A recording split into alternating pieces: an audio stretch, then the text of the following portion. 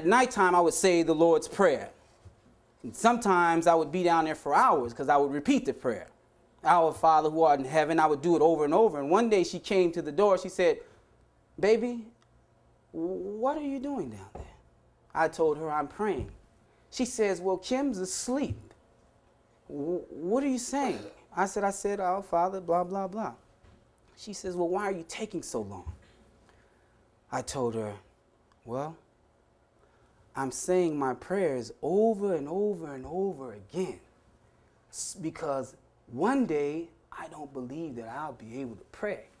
And I believe that God will have some prayers stored up for me so that when the prayer time is not in season for me, I'll have some blessings on high."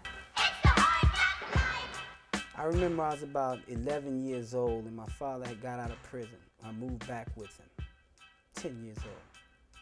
And it wasn't long before he had come back up after he took that big fall about 5 years prior. He had a 15-year bid or something like that. But he had come up so quick, he had loaded the garage full of mopeds and motorcycles for me. And I was the oldest boy, so I had control over it. And I would go down the street and get a bunch of kids and tell them, "Put your bikes up. You come roll with me, I'll let you ride one of my mopeds." And I'd have a neighborhood full of children on mopeds, at least 15 of us, and we'd be riding around doing our thing.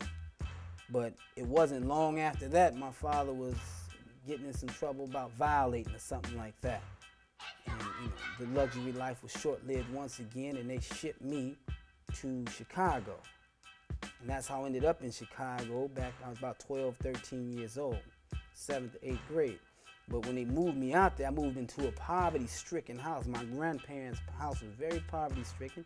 A lot of dope fiends, junkies, prostitutes hanging out on the north side of Chicago, Sheffield, Clybourne area.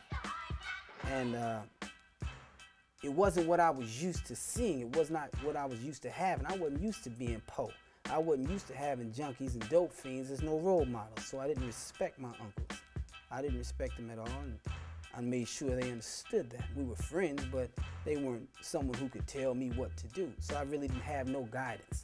My mother was out getting money to provide food for me by any means necessary, if you know what I mean. But I remember my cousins then gave me a job, my first hustle. He gave me a job at a liquor store that my uncle had bought, due to the assistance of my father. My father made everything possible for the Jackson family, everything. Anybody who was somebody in the Jackson family, that all stemmed from Oakland, California.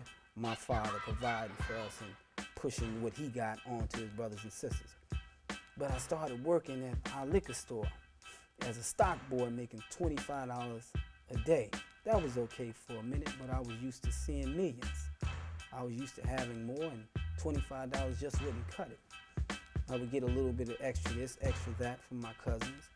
So I started to take cigarettes out in my gym bag. I was playing football. So I would catch the L at 2 in the morning home. I'm 13 years old on the L at 2 in the morning, full of cigarettes. And I would go to the Arab stores up north.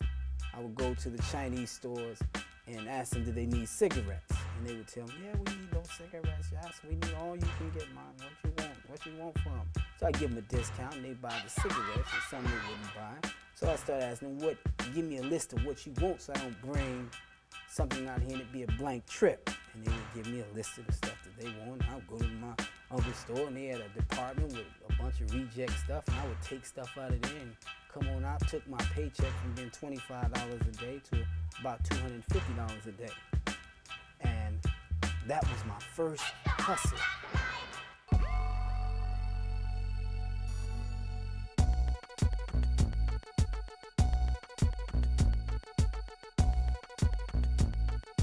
Probably about 14, 15, I moved into Presidential Towers with my cousin. And he was doing all right. He was doing real good. And I was back in that environment where the lifestyle of my father was reflected. And immediately, I started thinking about ways to get out of this hard labor over here, making $250 a day. That was it just wasn't providing for me because my spending went up. And I started buying more things, so it looked like I wasn't making as much money. I may as well have been making that $25 Because now I'm buying Armani and Perry Ellis and living the life, going to the Powerhouse Music Box, hanging out at clubs, and you know, one thing led to another. I remember bringing a package downstairs. My cousin said, bring this package downstairs for this dude. So I brought the package down, so I ain't think nothing of it. Then we said it again, bring this package downstairs for this dude when he come. Damn, package.